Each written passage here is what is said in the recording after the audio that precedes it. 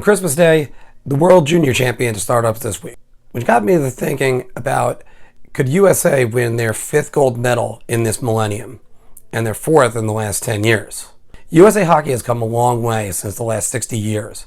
The United States winning a gold was basically a miracle. Hell, a movie about the USA hockey team is literally called Miracle. But there's been a lot more glorious moments with USA hockey. And as we've seen American players become Hall of Famers, Stanley Cup champions, MVPs, and even scoring champions, we've gotten to see the growth of USA hockey. So it's much more to just say that something is a miracle. These are actual great moments. USA hockey is far from miraculous. Here are the top moments in USA hockey history.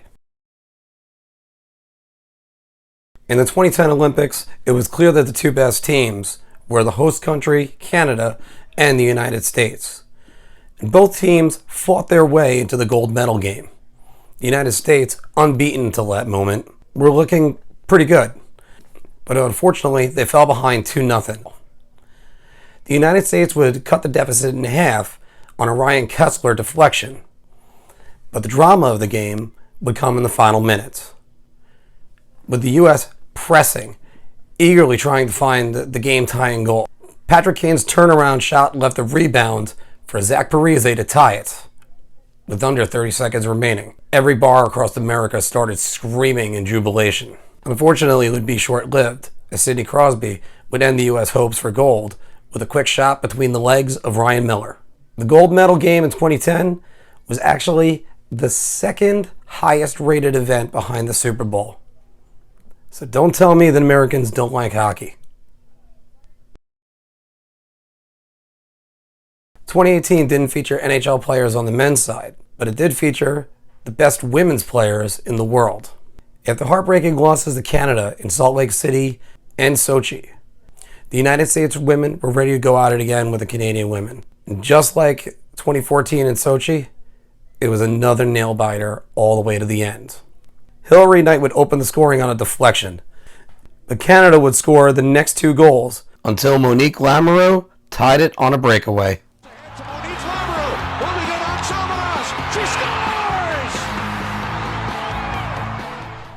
After a scoreless third and a scoreless overtime, the teams went to shootouts. That set the stage for this. He's in the shootout. Lamoureux moving in on Samaras. She beats and scores! Maddie Rooney of the Americans would stop Megan Augusta to secure USA's first gold medal win since 1998, avenging several heartaches to the Canadians and their first gold medal since Nagano. Girls get it done. Hey boys, take it outside. That's exactly what the US and Canada did in 2017. At the site of the first Winter Classic in Buffalo, USA and Canada would have their first ever outdoor game at this tournament. With 44,592 in attendance, they were treated to one hell of a match between the United States and the neighbors to the north. Canada would take the lead 2-0 on goals by Cale Makar and Dylan Dubé. Full change. And Bellows waits and scores! Canada would take a 3-1 lead in the second period and wouldn't allow another goal. But after this nasty hit on Ryan Lindgren, the United States went to the power play and got one closer. And Brady Tkachuk would tie the game at 3 only 2 minutes later. After scoreless overtime, the teams went to shootout.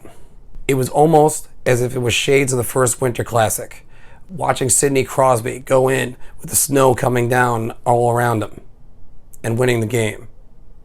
Except this time, it was Brady Tkachuk doing it. Brady Tkachuk would bury the shot over the glove of Carter Hart, giving the U.S. a 5-4 win. It always seems like these segments begin with me saying Canada took a 2-0 lead. But that's exactly what happened in 2017 for the gold medal game. USA would begin their comeback as Charlie McAvoy of Long Beach, Long Island would snap a shot over the glove side to make it 2-1. A few minutes later, future Ranger Adam Fox had his shot carom off of future New York Islander Kiefer Bellows to tie the game at 2. As usual, Canada would pull ahead by 2 goals. And as usual, the United States would have to fight back to tie the game. The U.S. got another goal by Bellows and a deflection in front by Colin White to tie the game at 4. After an overtime where the United States threw everything except for their equipment at the Canadian goal, the teams would go to shootouts. And they would call upon Troy Terry. Earlier in the week, Terry had 3 goals in shootouts to beat Russia. This time, he only needed 1. Terry would convert his only shootout attempt and seal the U.S.'s 3rd gold in the decade. Drama was served in spades in 2010. The U.S. was seeking their 2nd gold medal at the World Juniors, and they would have to go through the Great White North in order to get it. Now, stop me if you heard this before, Canada opened the scoring. What you may not have heard is that the U.S. would tie it on a Chris Kreider snapshot to make it 1-1. The U.S. would get the next 2 goals, one here and another one by future capital John Carlson. But the Canadians would come back and tie the game at 3. After a goalie change, the U.S. would score twice again, with Derek Stepan registering a goal and an assist. Of course, that meant Canada would have to come back. And of course, the guy that would have to tie it was Mr. World Juniors himself, Jordan Eberle. Eberle would score 2 goals in the final 3 minutes to tie the game at 5. And then all hell broke loose. As Canada threw everything they could at the U.S. net to try to win the game, the U.S. would then get an odd man rush the other way, and John Carlson would take the rest of it from there. Over the line, Carlson. He scores! The U.S. wins the gold medal!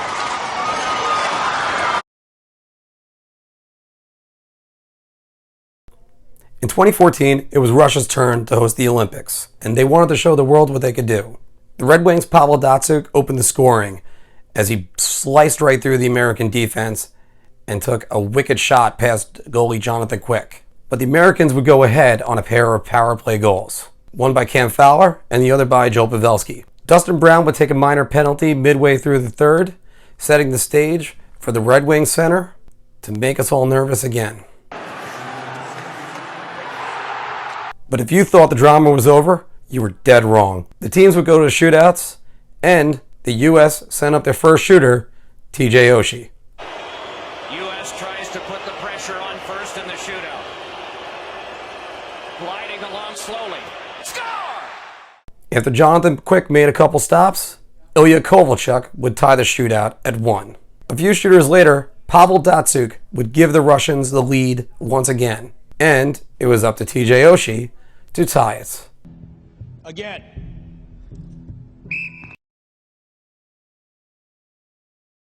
And then Ilya Kovalchuk would throw this absolutely fantastic shot over Jonathan Quick to give the Russians a 1-goal lead again. Again. TJ?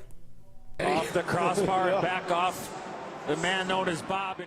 And on his 6th shot of the shootout, Oshie would end the game.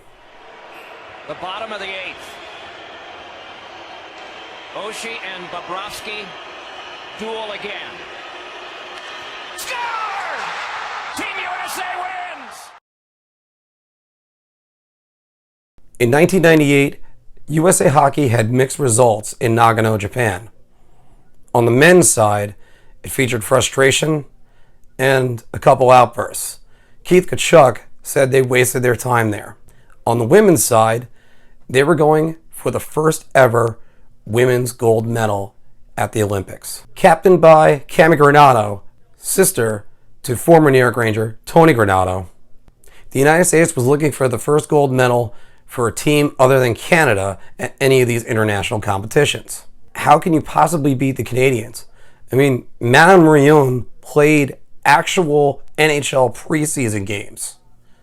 I mean, it was for the expansion Tampa Bay Lightning, and it was won, but still. Sandra White would find Gretchen Ulian for the first goal, and Shelley Looney would score a beautiful power play goal where every player on the ice for the United States touched the puck before she put it in the back of the net. Canada would keep fighting to close it to within 2-1. Sandra White would score the empty netter to secure the gold.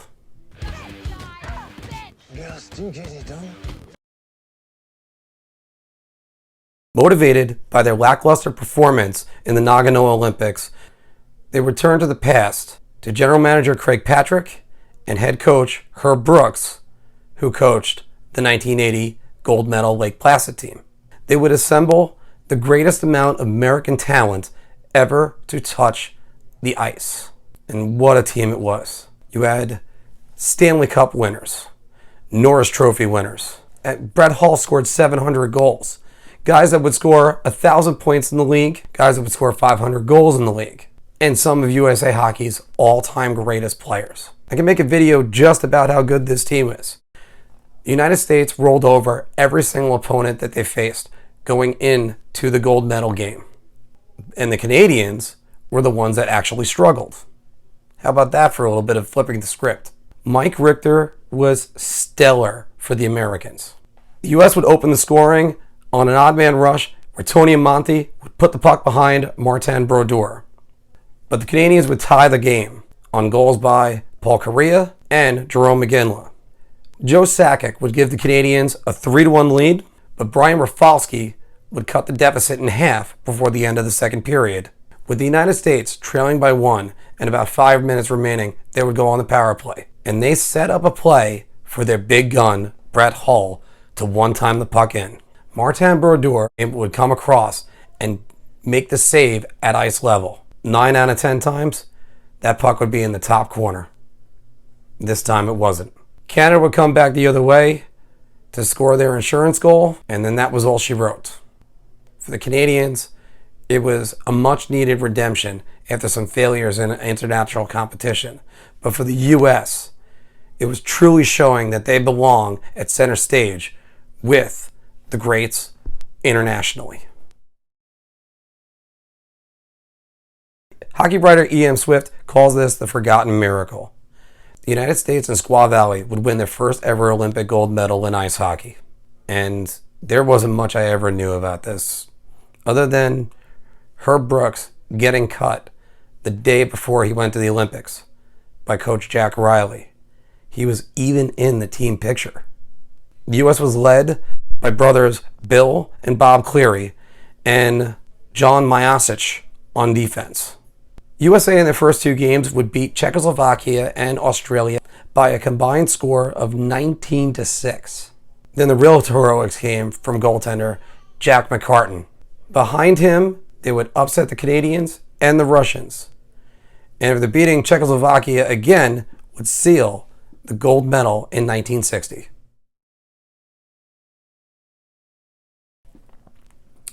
This was a prelude of things to come, as the 1996 World Cup of Hockey would be the first time professional players had ever competed together in an Olympic-style tournament. I mean, there were fights in some of these games. Fights in international competition. Eric Lindros was booed for a hit that he made on Darian Hatcher in Philadelphia, where he's the captain of the Flyers. In the third and deciding game of the tournament, 21,000 people filled the Molson Center as the intensity was dialed up to 11. The U.S. got brilliant goaltending from the New York Rangers' Mike Richter, as he made several key stops, including one on Rangers teammate Adam Graves, and this save on Vincent Damphousse. Perhaps Richter had that in his memory banks, as Damphousse used a similar move on him in the 96 playoffs between the Canadians and the Rangers. Brett Hull would give the United States a 1-0 lead on a power play goal. But in the closing seconds of the second period, Eric Lindros would tie the game at 1 on a Canadian power play. Then to the third period, and one of the greatest periods in international hockey. Canada would get a goal by Adam Foote, where he just threw it at the net. Minutes later, Brett Hull would deflect a Brian Leetch shot to tie the game at 2. With time ticking away, Tony Amonte would deposit a rebound as he crashed the net. Tied at 2. Hatcher with it. Shoots one, save, rebound, score! Amonte has broken the tie! And in the closing seconds, Paul Coffey nearly found Wayne Gretzky to tie the game. And as play continued, the U.S. would seal their first gold medal at the World Cup of Hockey with an empty netter. For his heroics, Mike Richter would be called the MVP of the tournament. This wasn't just one of the great sports moments in USA hockey history. This is one of the great sports moments, period. It's one of the great moments in American history. It was a moment where people stopped to ask each other, where were you when we beat the Soviets? I wasn't really around. I mean, I was one. But I did audition for the movie Miracle. Clearly, I didn't get the part. It was a time when America needed heroes. It was a time of underdog college kids taking on possibly the greatest team ever assembled, period. The Russian Red Army team rolled over pretty much every opponent they'd ever faced, and that included NHL All-Star teams. One of the teams they made short work of heading into Lake Placid was Team USA, with a 10-3 beatdown at Madison Square Garden, days before the Olympics. But only 2 weeks later, they would take on a completely different team. The game began like most would think. The Russians would score first on a deflection. But something happened. Buzz Schneider would score on a long slap shot that beat Vladislav Tretiak, considered by many to be the best goalie in the world. After the Russians scored again, Mark Johnson turned a seemingly harmless dump in at the end of the period and would take the rebound and score to tie the game at 2. A furious Viktor Tikhonov pulled his goalie, the best goalie in the world, and would put in Vladimir Mishkin, who was no slouch himself. The Russians would get a goal in the second period. And once again, setting the stage for another United States comeback. Early in the third period on power play, Dave Silk would get upended, and the puck would squirt over to Mark Johnson, who gathered it in quickly and fired it past Mishkin to tie the game at 3. The crowd erupted, and then the man whose name meant eruption in Italian would cause one himself. The U.S. team is depending a little bit too much now on Jim Craig. He's making too many good saves. Eruzione! Mike Eruzione! Now we've got Bedlam. Oh, I love Brooks' reaction. Here it is again. Here's Eruzione using the defenseman as a screen. A good low shot. Just the kind of goal that Eruzione scored about 2 weeks ago against the Soviets in Madison Square Garden. The problem was they needed 10 more minutes to keep the greatest team ever assembled off the scoreboard. Jim Craig was phenomenal throughout this game. And he didn't need to be as great in the final minutes, as the United States showed they could skate with the best in the world. As Coach Herb Brooks paced up and down his bench, telling his team, play your game, play your game. As the final seconds ticked away, Al Michaels, shocked as can be, had the word miraculous go through his head over and over again, leading to one of the most famous calls in sports history. The countdown going on right now. Morrow up to Schultz. 5 seconds left in the game. Do you believe in miracles? Yes!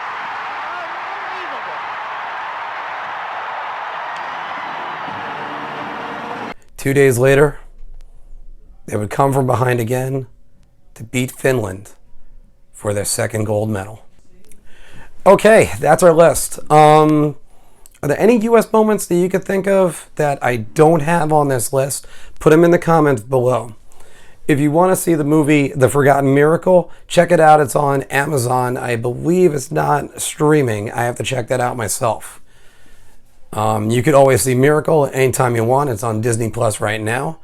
And don't forget to like, share, and subscribe. And there's only one way to end this video. And I'm going to let USA Hockey finish it for me. Till the next time. 1, 2, 3. You sacrifice attitude, USA!